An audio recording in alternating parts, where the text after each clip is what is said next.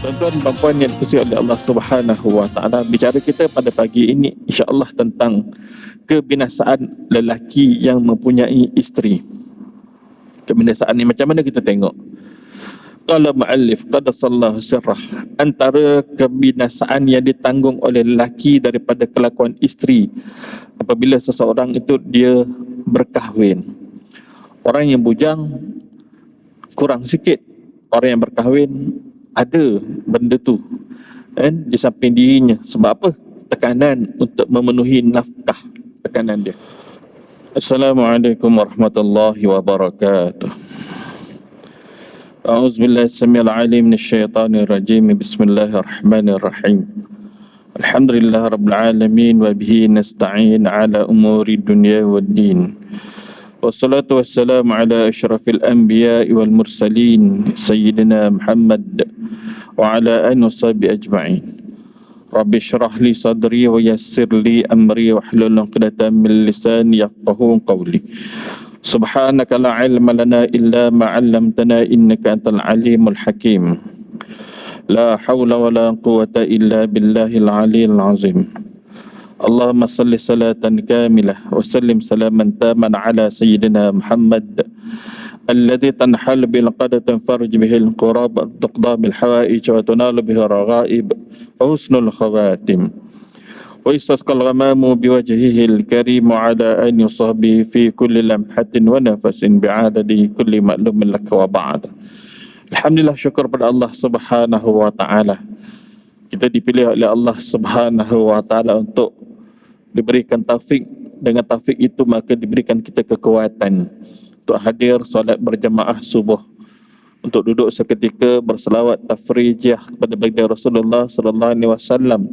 Seterusnya kita duduk mengikuti pesanan-pesanan kalam-kalam para alim ulama yang terdahulu sebagai satu pedoman panduan kita meneliti kehidupan sementara kita akan dipanggil tidak lama lagi bertemu dengan Allah Subhanahu wa taala.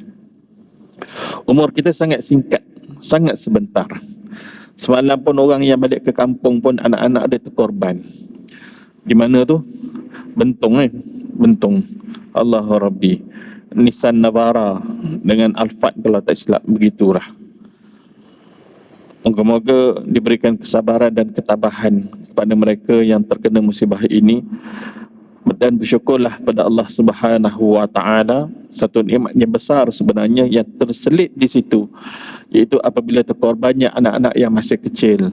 Mereka lah akan menjadi orang yang membantu menolong syafaat bagi kedua ibu dan ayahnya. Jalan mudah untuk masuk ke syurga Allah. Pertama, redha dan kekalkan taat pada Allah Subhanahu wa taala, laluannya mudah insya-Allah. Bila dititahkan oleh Allah Subhanahu wa taala, wahai anak-anak yang kecil ini, masuk ke dalam syurga. Ya Allah, kami tidak akan masuk, melainkan kami tarik kedua ibu dan ayah kami masuk bersama. Itulah dia kemudahan yang Allah Ta'ala berikan, satu takdir yang nampak pahit tetapi ada manisnya. Ada manisnya, bahkan manis tersebut terlalu manis. Tuan-tuan dan puan yang dikasihi oleh Allah Subhanahu wa taala, bicara kita pada pagi ini insya-Allah tentang kebinasaan lelaki yang mempunyai isteri. Kebinasaan ni macam mana kita tengok? Qala muallif qaddasallahu sirrah, antara kebinasaan yang ditanggung oleh lelaki daripada kelakuan isteri apabila seseorang itu dia berkahwin. Orang yang bujang kurang sikit, orang yang berkahwin ada benda tu di samping dirinya. Sebab apa? Tekanan untuk memenuhi nafkah, tekanan dia.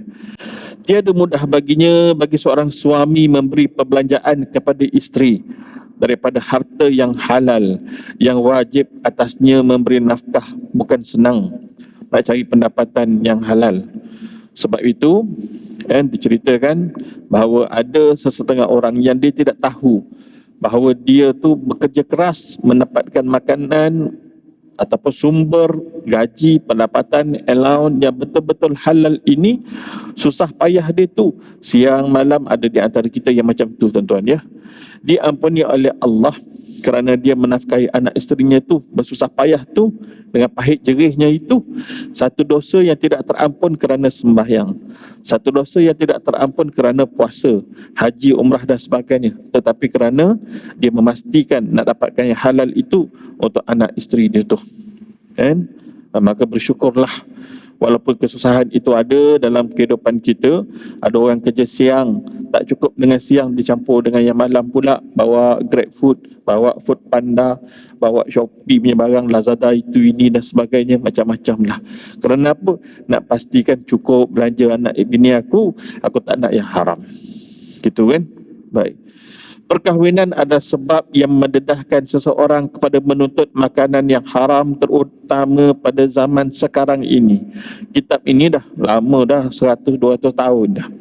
Tapi itu zaman dia cerita dah macam tu. Apatah lagi pada zaman kita hari ini, Allahu Rabbi, kadang-kala terdapat orang-orang yang dia buat part time jadi scammer pun ada.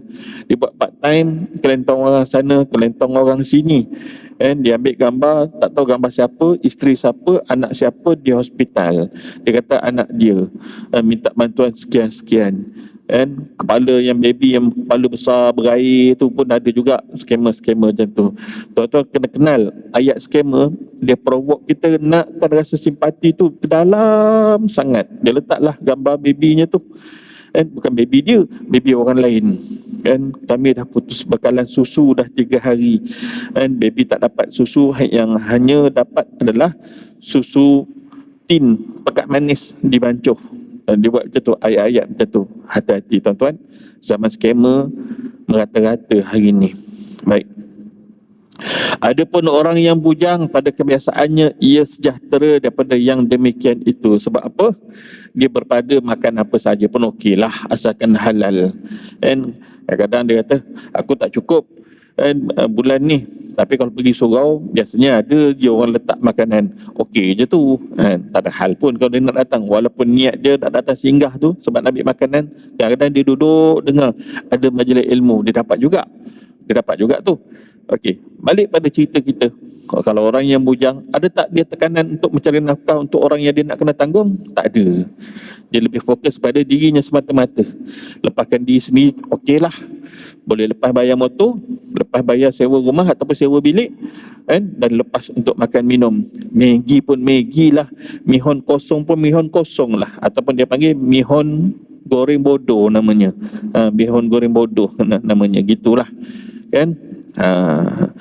Dan tersebut di dalam sebuah hadis Nabi sallallahu alaihi wasallam bahawa seorang hamba diberhentikan di hadapan raja pada hari kiamat. Baginya ada beberapa kebajikan, seumpama bukit yang besar, banyaknya kebaikan yang dia buat.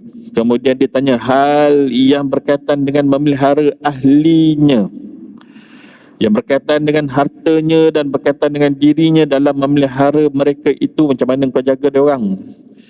Dan ditanya tentang hartanya, daripada mana ia mengusahakannya dan ke mana dia belanjakan, bagaimana kamu dapat, bagaimana kamu uruskan harta yang kamu dapat itu, berbelanja untuk apa, hingga habislah segala amalan kebajikannya kerana dituntut balas bagi kejahatannya itu.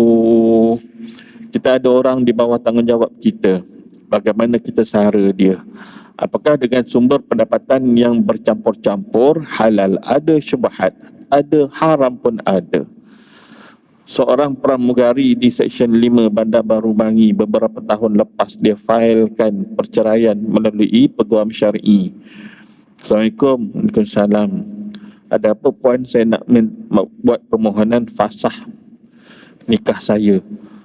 Suami puan tak bertanggungjawab pada puan ke? Tak sediakan rumah, makan minum, semua ada. Habis tu puan ada orang lain ke? Tidak sama sekali.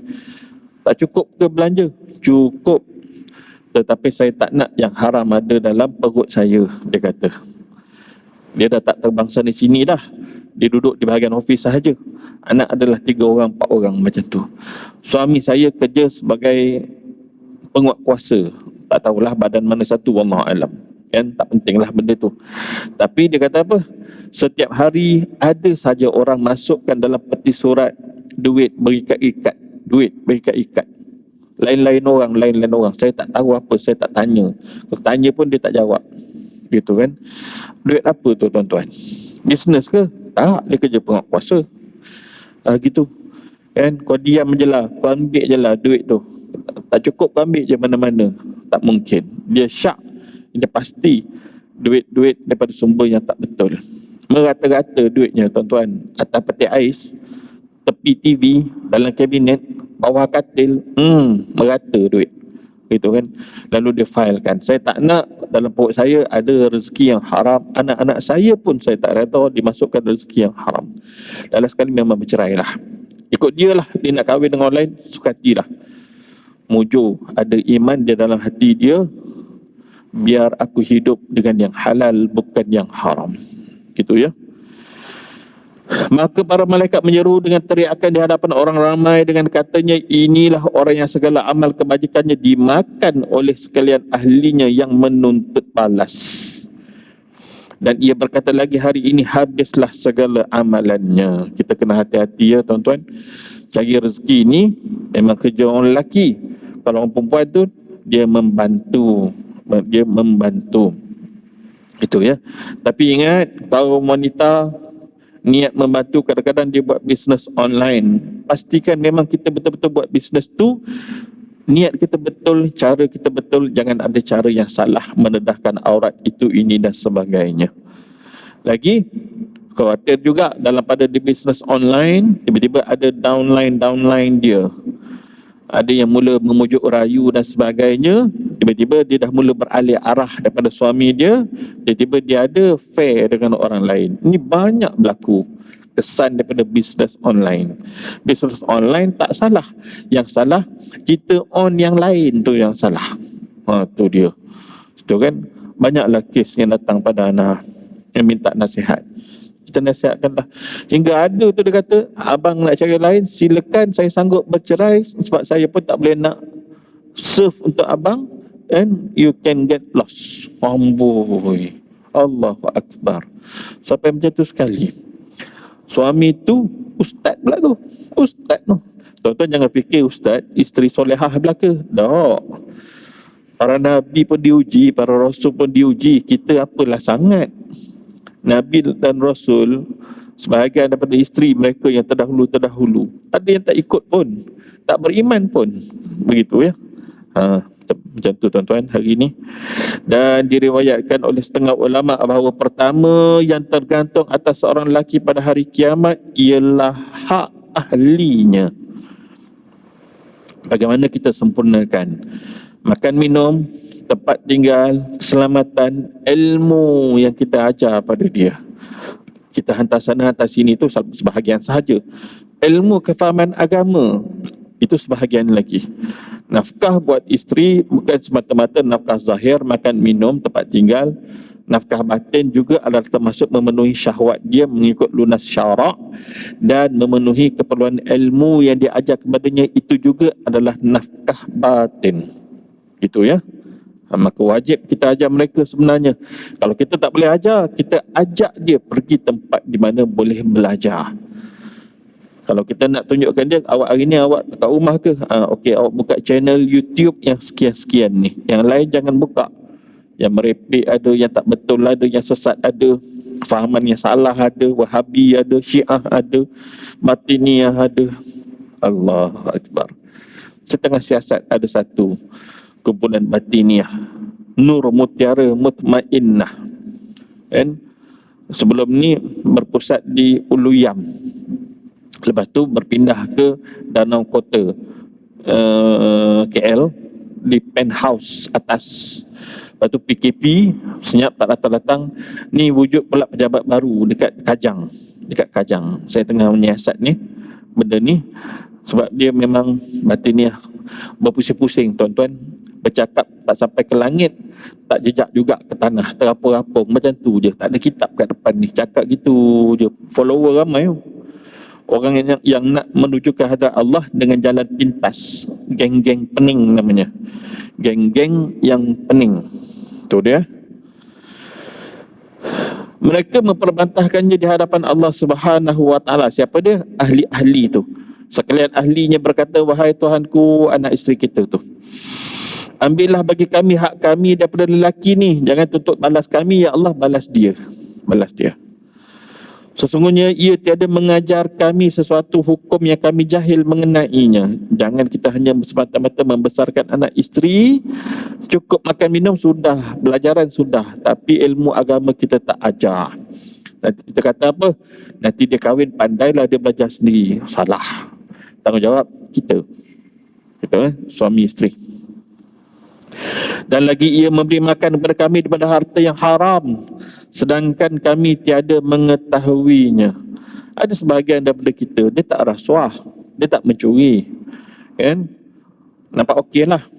Tapi dia pernah ambil MC yang dia tak layak pun ambil MC tu. Dia bukan demam, dia bukan sakit mata, kan? Dia ambil cili tenyih-tenyih, buat mata berair merah tu, pergi klinik, jumpa doktor. Oh, doktor kata ini sakit mata ni, saya bagi awak 3 hari. Wah, dia tahu dia temberang. Doktor pun dia temberangnya. Yang doktor berpakat dengan pesakit tu satu hal lagi, yang bukan pesakit tu, kan? Katakanlah dia ambil 3 hari, kemudian dia dapat gaji cukup sebulan berapa? Contoh 3,000. Sehari pendapatannya 100. Kalau ikutkanlah gaji pokok sehari 100. 3 hari dia MC, 300 wajib dia pulangkan. Dia tak perasan benda tu haram. Dia bagi anak bini, alhamdulillah, tempat aku kerja halal. Tempat kerja tu memang halal, cara dia kerja tu tak halal. Cuti MC yang dia buat tu tak halal. Ni ramai jadi. Tu dia, kan? Ramai yang tak perasan tu. Allahu Akbar. Macam mana Ustaz saya nak buat? Saya dah pencen dah ni, kan? Minta nombor akaun syarikat. Pergilah, kan? Bayar diam-diam. Contohnya begitulah. Tapi kalau government, macam mana cara nak buat? Akaun kerajaan, carilah kat mana sumbernya. Ya, baik. Maka ketika itu Allah Ta'ala membalas bagi mereka daripada kesalahannya dengan siksaan yang amat sangat. Kita belajar, datang masjid surau, kita dapat belajar ni, amalkanlah untuk kita clearkan diri kita sebelum kita dipanggil bertemu dengan Allah Subhanahu Wa Ta'ala. Dalam satu kisah, Nabi Isa AS melintasi tanah perkuburan. Lalu baginda terdengar soal jawab di dalam kubur oleh si fulan ini dah puluhan tahun. Lalu baginda Nabi Isa AS menitahkan, wahai fulan, bangkit keluar, aku nak bertanya, kenapa engkau ditanya sekian lama sangat tak selesai-selesai? Wahai Nabi Allah, dia kata, dan dia keluar daripada kubur tu. Sebab mukjizat Nabi Isa AS di antaranya ialah menghidupkan orang yang mati. Tu mukjizat dia, kan? Dia bukan Tuhan, dia Nabi, dia Rasul. Baik. Lalu ditanya, apakah pekerjaan kamu wahai saudara? Wahai fulan, apakah pekerjaan kamu?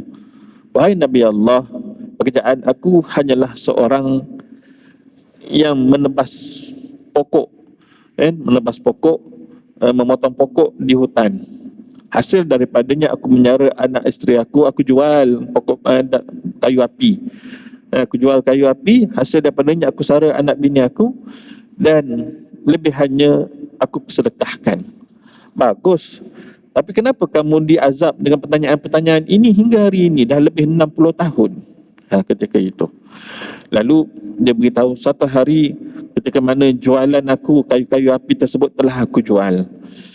Ketika saat aku nak pulang, aku melintasi di hadapan longgokan ikatan kayu itu, dan aku mengumpil sedikit untuk aku bersihkan gigi aku, tanpa aku meminta izin kepada orang yang telah aku jual kayu ini. Maka kerana itulah aku ditanya sampai sekarang. Allahu Akbar. Tuan-tuan, cebisan kayu tak ada nilai lah, kecil sangat, kan? Buat bersihkan gigi, benda-benda yang terdekat tu. Kalau minta halal dengan tuan punya kayu tu, mesti dihalalkan kot. Takkan dia tak halalkan? InsyaAllah dihalalkan, kan? Yakin sangat-sangat? Ya, betul. Persoalannya, dia tak minta izin. Itulah dia keadaan dia, kan? Allahu Akbar. Sehingga ditanyakan sekian banyak. Allahu Akbar. Terdetik benda ni, ada seorang ahli jemaah di Semenyih. Ustaz, bila Ustaz cakap macam tu, saya teringat Saya kerja sebelum ni, kan, sebelum masa saya bujang dululah, dia kata. Saya bekerja di sebuah kedai 24 jam. Tak pastilah 7E ke, Speedmart ke, KK Mart ke, kan. Jadi kan saya masuk sebulan bekerja di situ, duit cashier short banyak. Semua orang aim kat saya. Semua orang aim kat saya. And seolah-olah saya lah yang mencuri. Sebelum-sebelum tu tak berlaku pun. And orang aim saya, bos pun sama aim saya lah. Kau masuk, duit hilang. Sebelum ni tak hilang pun. Tetapi apakah betul cakap cara macam tu? Itu syak sahaja. Kan, tidak ada bukti, kamera apa mula semua tak ada dan sebagainya, hanya syak. Boleh mungkin ramai-ramai daripada kalangan ramai itu yang ada sebelum-sebelum ni, dia terdesak ketika itulah saat budak baru tu masuk kerja, masa itulah budak yang lama ni ambil duit. Boleh berlaku. Macam tu kan. Lalu desas-desus dah bertiup bahawa dia akan dibuang kerja. And inilah gaji kau terakhir lepas ni, lagi 2 minggu akan habis perkhidmatan contohnya. Lalu dia buat macam mana? Aku didakwa dalam keadaan aku tidak melakukan kesalahan tu. Macam tu kan. Tak apalah, akan diberhentilah. Lalu apa dia balas pada bos dia? Yang keadaan dia, bos dia tak tahu, kawan-kawan lain semua tak tahu. Masa dipunggah barang daripada store, air, Nescafe, latte, Milo, 100 plus, whatever lah, kan, nak punggah masukkan dalam peti ais kat depan, kan, minum sehari 2 tin dalam masa 2 minggu tu. Nasib baik tak kena kecam manis, kan. Ustaz, bila Ustaz cerita ni saya menyesal. Ustaz, saya kena bayar balik kan? Silakan bayar. Silakan bayar, kan. Jumpalah balik bos tu, ataupun awak minta nombor akaun bos tu, kan, awak bank in senyap nilai harga minuman tin tu. Tu dia, supaya tak terhutang apa-apa dengan manusia, clear dengan Allah Subhanahu wa taala, gitu ya. Dan lagi sabda Nabi SAW, maksudnya tiada mendapati Allah Ta'ala akan seseorang dengan dosa yang terlebih besar daripada dosa yang jahil segala isi rumah. Dibiarkan anak isteri tak tahu benda. Cukuplah dia orang kan dah belajar dulu, Ustaz. Darjah 6, dulu sekolah menengah, dulu sekolah agama dulu. Berapa ramai orang yang dulu sekolah agama, bila kita cek balik lah, banyak yang tak betul rupanya, kan. Kesalahfahaman dia bab haid, bab nifas, istihadah, berapa ramai yang tak kerti tu, kan. Dia duk faham, kan, kalau berlaku hari ni, berlakunya haid tu, tandanya haid tu sekali, 2 kali, 3 kali, kan, dalam sekali saja atau 2 kali saja, tak sampai 24 jam kitarannya tu. 24 jam tu dia fikirkan benda. Hari ni Isnin, pukul 12 malam tadi sampai pukul 12 malam ni, dia fikir macam tu pula. Ada juga setengah ustazah tersilap, tersilap, tak tahu dah tersilap sengaja atau tak sengaja. Kalau hari ni lah, hari esok dia kira lain. Dia macam tu pula dah. Sebenarnya kiraan haid kalau berlaku pada hari ini pukul 8 pagi, kan, pukul 8 pagi esok tu baru dah dikira kitaran 24 jam. Bukan pukul 8 pagi, pukul 12 malam ni hari ni punya, esok punya lain. Salah tu. Itulah antara salah satunya. Itu bab darah wanita. Belum lagi bab solat. Solat yang wajib dia qada, yang wajib dia ulang dan sebagainya, yang dia tertinggal masa hari yang kedatangan haid. Hari kedatangan haid tu dah masuk waktu, dia catat tak? Ataupun dia pakai ingat-ingat langsung lupa terus sebab dah biasa buat macam tu. Contohnya lah, kita sebagai seorang suami wajib pesan, awak mesti ada solat qada, lama-lama dulu awak tak buat-buat. Tapi awak buat solat sunat, awak kena utamakan yang solat qada ni, iaitu saat kedatangan period ataupun saat hari keringnya period yang awak tak qada zuhur dan asar dia atau maghrib dan isyak dia, kan, qada hari yang kering tu, dan hari yang datang sebelum tu dah masuk waktu. Allahu Akbar, banyaknya hutang. Tiba-tiba yang sunat dia buat. Tak salah nak buat yang sunat, tapi jangan lupa Yang fardu, yang qada itu wajib, tuntutannya lebih berat, tuntutannya lebih besar. Macam tu ya. Ada sesetengah tempat masjid dan surau, dia dah mula buat selepas solat yang tertentu, solat fardu, kemudian dia ulangi semula dengan berjamaah dengan niat qada. Ada dia buat. Okey, siapa dia nak solat qada berjamaah, jom kita buat solat subuh qada berjamaah. Dia buat part dia. So 5-6 orang contohnya lah, dia pergi satu side. Dia buat macam tu. Kan zaman-zaman muda-muda dulu, akil balik dulu tak ingat mana satu yang aku buat, mana satu yang tidak, yang aku tinggal, yang aku tidur, malas, macam-macam lah. Itu kan. Baik. Seterusnya, wajib atas suami mengajar isterinya segala i'tiqad ahli sunnah wal jamaah, daripada segala yang wajib bagi Allah Ta'ala, sifat yang wajib bagi Allah, sifat yang mustahil dan sifat yang harus bagi Allah. Dan wajib pula menyatakan segala akidah keimanan, rukun Islam, rukun iman dan sebagainya. 3 hari yang lepas saya Islamkan seorang saudara baru, namanya Angelic daripada Filipina. Tinggal sementara di kondominium di Sentrum sebelah Universiti Tenaga Nasional. Dia post dalam FB group komuniti Bandar Baru Bangi. Dalam grup komuniti tu orang berniaga je, kebanyakannya keluar gambar kek lah, kuih muih lah, popiah lah, baju lah, bag, handbag, segala macam benda lah kan. Tiba-tiba dia masukkan semuanya dalam bahasa Inggeris. Dia minta seseorang tolong bantu dia bagaimana nak convert to Islam dan secara formal.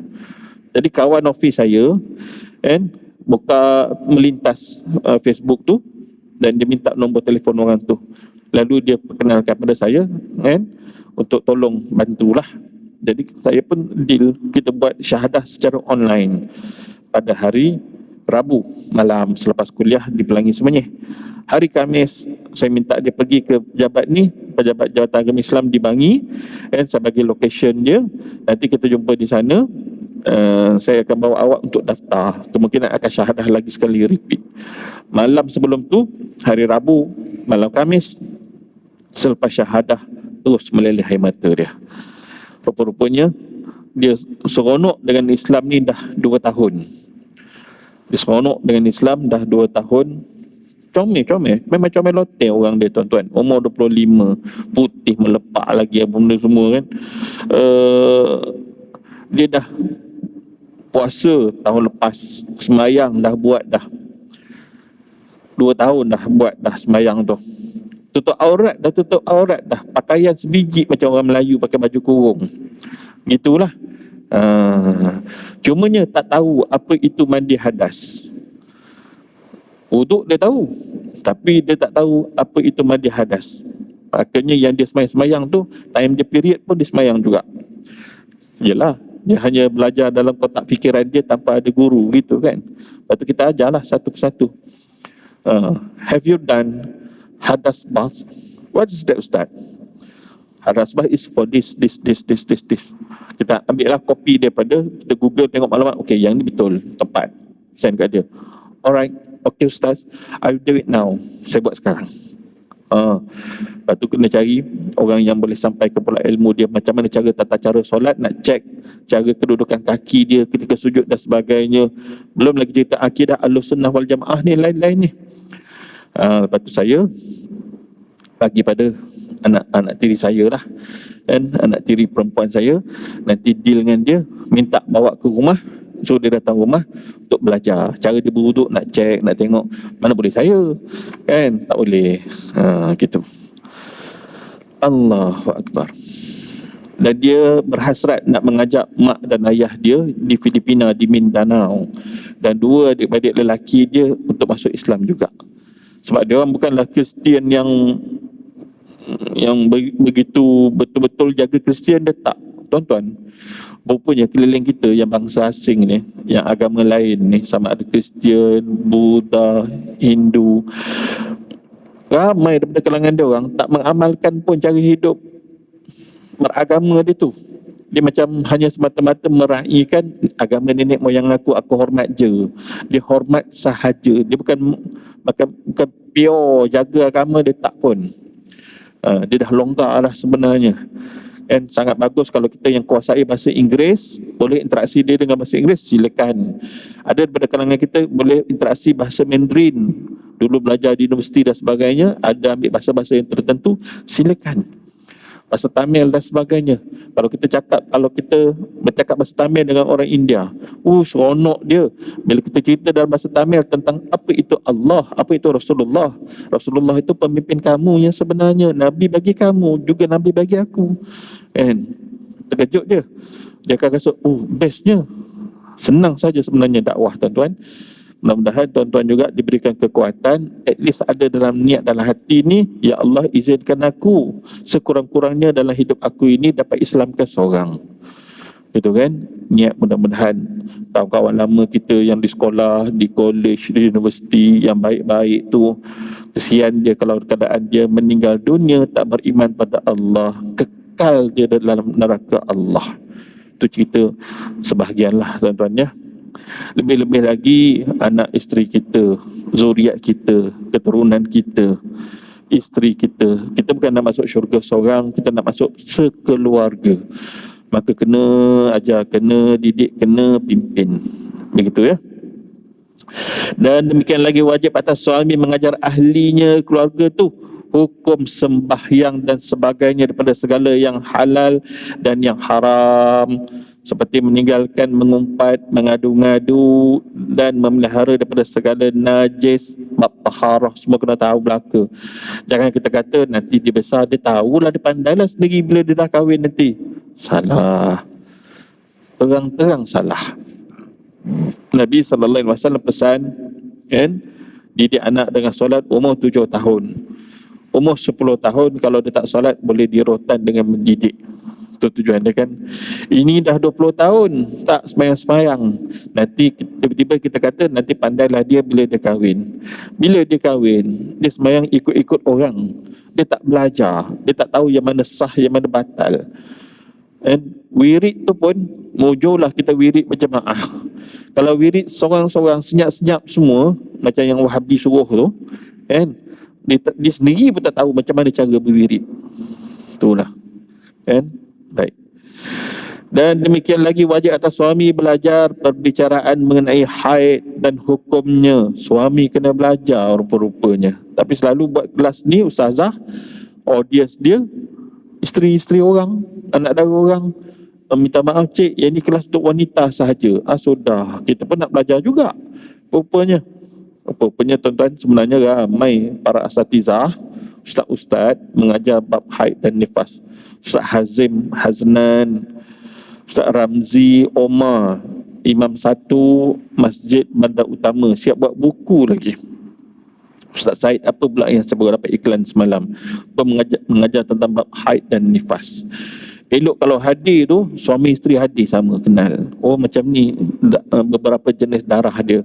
Kuning, keruh, coklat, merah, hitam. 5 warna. Itu kan. Dan ada masa tempoh dia. Paling lama berapa? 15 hari. Selebih daripada tu kalau keluar lagi, istihadah, darah penyakit. Itu kan. Apa kesan kalau kita mewati isteri kita, kita berhubungan jenis dengan isteri kita dalam keadaan dia haid. Kalau berlaku pertemuan hormon tu, mani dengan telurnya tu, berlakunya hasil keluarnya baby nanti, bagaimana keadaan baby tu nanti? Dan keadaan kita mewati isteri kita ketika itu dia haid, dia bukan istihadah. Risikonya ialah baby yang lahir tu nanti kecelaruan identiti, tuan-tuan. Dia boleh jadi gay, dia boleh jadi lesbian, dia boleh jadi pengkit, dia boleh jadi kunyit. Asal keping tak tahulah. Itu ya, kecelaruan identiti. Itu di antara sebab musabab apabila berlaku perhubungan suami isteri dalam keadaan isteri tidak suci. Itu dia, ada kitab dia tuan-tuan. Kitab lama betul lah kitab tu. Itu sebahagiannya lah daripada topik perbincangan kita pada hari ini. Maka sangat wajib tekankan pada anak isteri untuk mendalami ilmu-ilmu ni. Kita kena suruh, kita kena paksa dia orang.